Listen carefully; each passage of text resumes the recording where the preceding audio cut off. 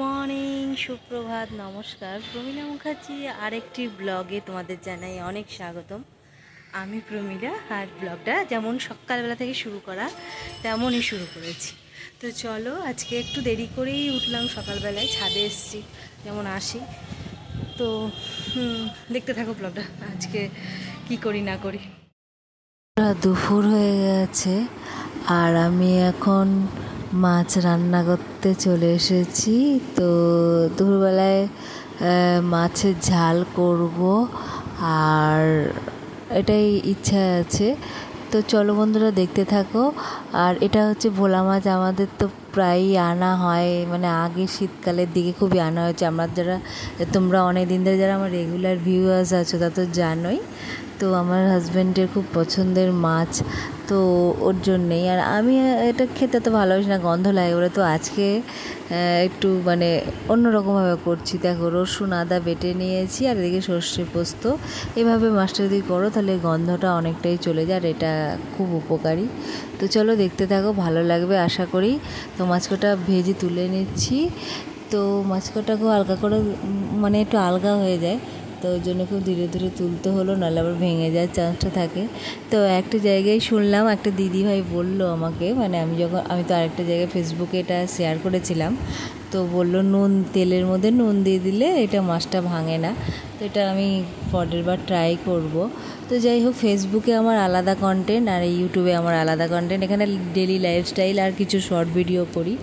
আর ফেসবুকে তো আলাদা কন্টেন্টের এক জায়গায় একই রকম সব কিছু করলে ভালোও লাগে না। তো একটু আধটু আবার কখনো কখনো দিই, একই জিনিসও দিই। হ্যাঁ, এটা সুবিধা হয় একই জিনিস দিলে, কিন্তু দেখবে আলাদা আলাদা বিষয়গুলো দিতেই আমার ভালো লাগে। মানে আমি তিনটে দিকে তিন রকমভাবে কন্টেন্ট ক্রিয়েট করছি।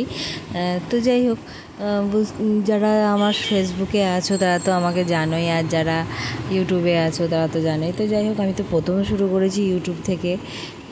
তো আমাকে দুদিকেই তো সামলেই তিন দিকেই ধরো করছি এইভাবেই। তো চলো দেখতে থাকো। আজকে রান্নাটা তো ভালো করে মিক্স করে নিচ্ছে, আজকে তোমাদের বললাম কথাগুলো। আর যারা এমনি ইউটিউবে আছো, পারলে ফেসবুকে জয়েন হয়ে যেও, ওখানে আমার আলাদা কন্টেন্ট। তো ফেসবুকের নিয়মকানুন আলাদা, এখানকার নিয়মকানুন আলাদা। সেটা তো যারা কন্টেন্ট ক্রিয়েটার আছে তারা তো সব বুঝবেই যে এটা কন্টেন্টের কী ব্যাপার স্যাপার। আর যারা এটাই। তো চলো দেখতে থাকো, আশা করি ভালো লাগবে আজকের ইয়েটা। আর তোমরা তো জানো আমার জীবনে সাজগোজ, ফ্যাশন এইসব ব্যাপারটার প্রতি খুব ইন্টারেস্টিং ব্যাপার। তো সেই জন্যে আমার এই আইডিয়া থেকে আমি অনেক কিছুই করি আমার নিজস্বভাবে সাজগোজ, মানে হ্যাঁ, যা আছে যেটুকু আছে সেই তার মধ্যেতেই তৈরি করার চেষ্টা করি।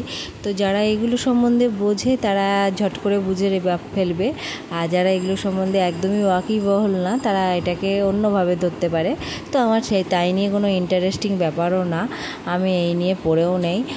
জাস্ট একটু জানিয়ে দিলাম তোমরা যারা ইউটিউবে আছো। হ্যাঁ, আমি একটা সাধারণ গৃহবধূ ঠিকই, কিন্তু কিছু মানুষের অনেক স্বপ্ন থাকে, প্রত্যেকটা মানুষেরই স্বপ্ন থাকে। তো স্বপ্নগুলো আশা করি সবারই পূরণ করার ইচ্ছা থাকে, কারণ জীবনটা যখন পেয়েছি একটা, যাই হোক না কেন, যেভাবেই হোক না কেন, চেষ্টা মানুষকে করে যেতেই হয়। তবে এটা কিন্তু ঠিকই। তো সব জীবনে যেরকমই যা কিছুই থাকুক, কিন্তু মানুষের জীবনের চেষ্টাটাই বড় কথা।